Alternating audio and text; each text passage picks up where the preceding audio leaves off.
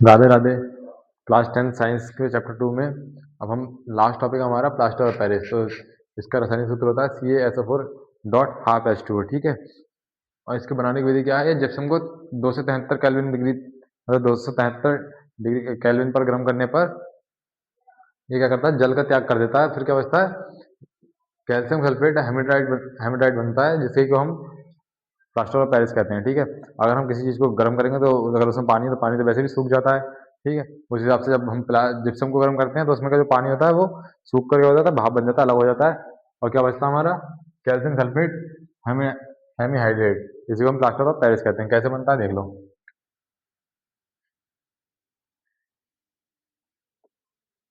ये हमारा क्या होता है? जिप्सम होता है, ठीक।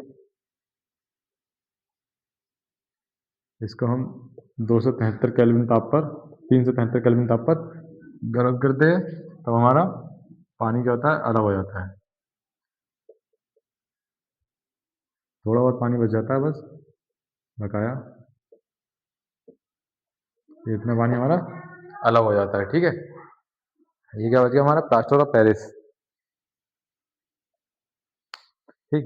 प्लास्टर ऑफ पेरिस के एक इकाई सूत्र में जल का आधा अणु क्रिस्टल जल होता है। जल मतलब क्रिस्टल, ये भी सूखा, मतलब बिल्कुल जब सूख जाता है ना तो उसमें भी थोड़ा बहुत जल बचता है, उसे क्रिस्टल में जल कहते हैं। वो है ये हाफ अणु जो है, ठीक है। जल के आधे अणु से तात्पर्य है CaSO4 का दो इकाई सूत्र जल के अणु के साथ जुड़ा है, ठीक है। इसका मतलब प्लास्टर ऑफ पेरिस के भौतिक गुण पढ़ लेंगे इसके बाद में हम।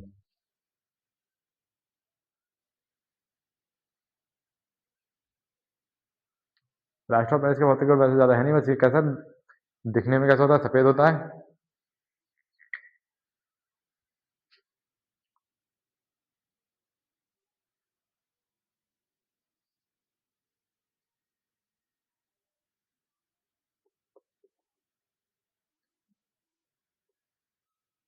दिखने में कैसा होता है? सफेद रंग का होता है, ठीक है।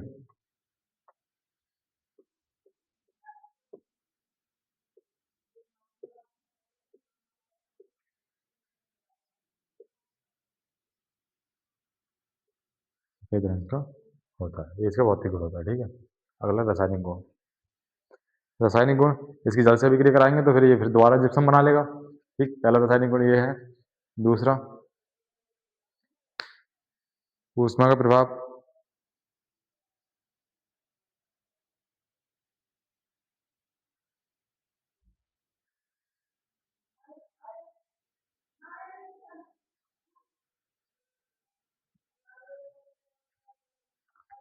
ऊष्मा का प्रभाव, जो ऊष्मा का प्रभाव है, ठीक है।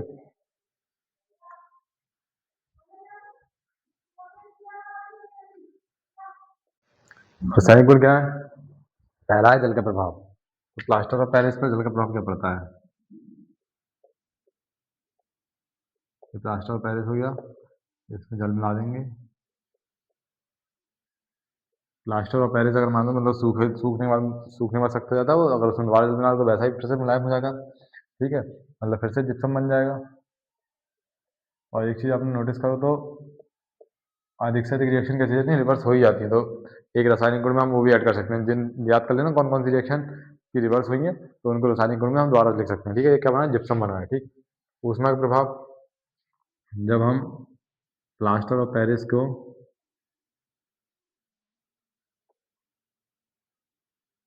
अब देखो, एक प्लास्टर ऑफ पेरिस का फॉर्मूला होगा, एक प्लास्टर ऑफ पेरिस का फॉर्मूला होगा, इसमें कोई कंफ्यूजन वाली बात नहीं है। इसमें थोड़ा क्रिस्टल जल ज़्यादा है, इसलिए ये कैसा है, ये इस तरह से इसका फॉर्मूला लिखा है। इसमें थोड़ा सा पहले से मतलब ज़्यादा है, और इसमें इसके भी डबल लिए हैं तो इसके भी डबल।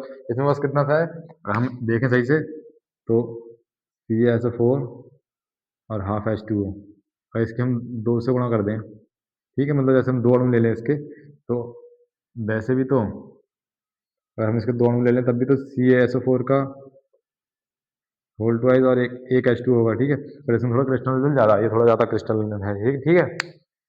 थोड़ा मतलब थोड़ा मुलायम है उससे, हमने वो वाला लिया है ये, ठीक है। अब इसे क्या करेंगे हम, भाप पर ऊष्मा का क्या प्रभाव पड़ता है? जब हम इसे 473 डिग्री पर गर्म करते हैं, मतलब 473 केल्विन का प्रकाश मतलब ऊष्मा देते हैं, तब क्या क्या होता है? ये टूट कर पृथक होकर गैस में कैल्शियम सल्फेट में टूट जाता है, और जल हमारा क्या बच जाता है? बाहर निकल जाता है, ठीक है।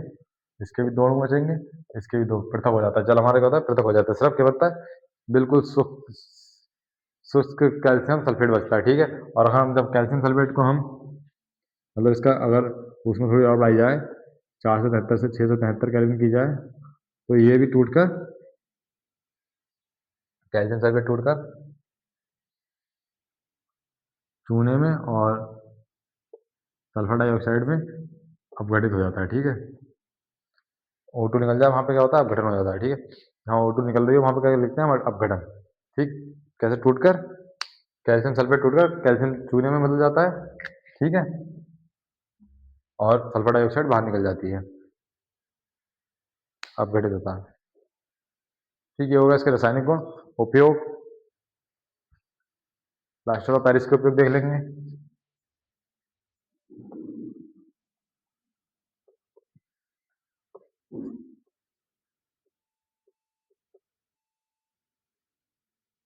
खिलौने बनाने में,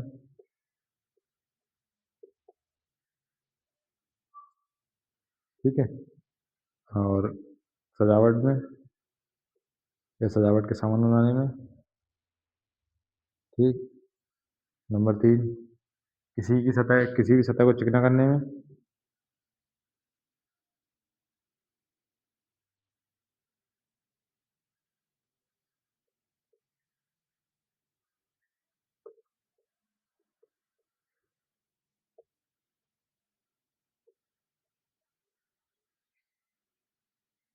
फ्रैक्चर हड्डियों को जोड़ने में, ठीक है।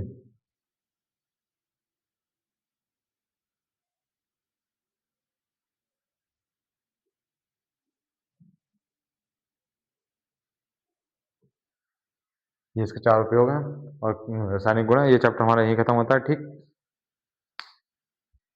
ये चैप्टर हमारा यहीं पे खत्म होता है। इसके आगे एक्सरसाइज है, बस ये याद रखना क्या होता है जब कौन सी रिएक्शन होती है, वो इसमें बहुत सारी रिएक्शन हैं, इसमें रिएक्शन सारी पढ़ लेना। क्या होता है जब में पूछ सकता है, तो इसका पहला सही विकल्प है कि कोई विलेन लाल लिटमस पेपर को नीला कर देता है, ठीक है। लाल को कैसे कर रहा है, नीला कर रहा है, तो बात उसमें क्या है, इसका पीएच संभव होगा कैसा, 7 से ज्यादा होगा, ठीक है। इसका पीएच तो इसमें जब मतलब लाल लाल को नीला कर रहा है तो कैसा है, नीले को लाल कर रहा है तो अम्ल है, ठीक है।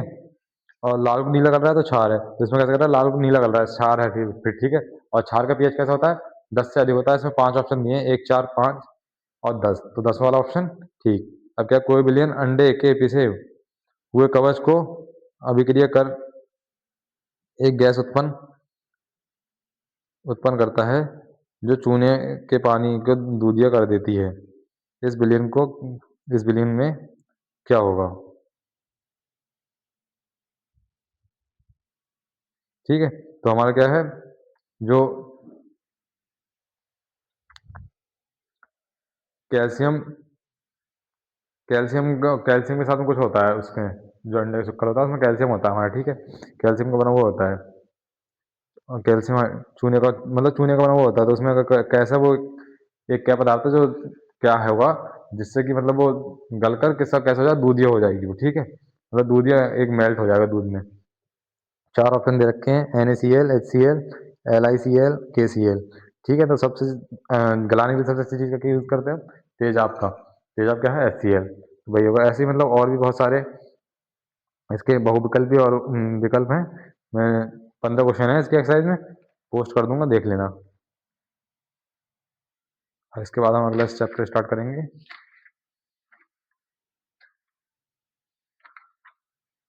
धातु एवं अधातु।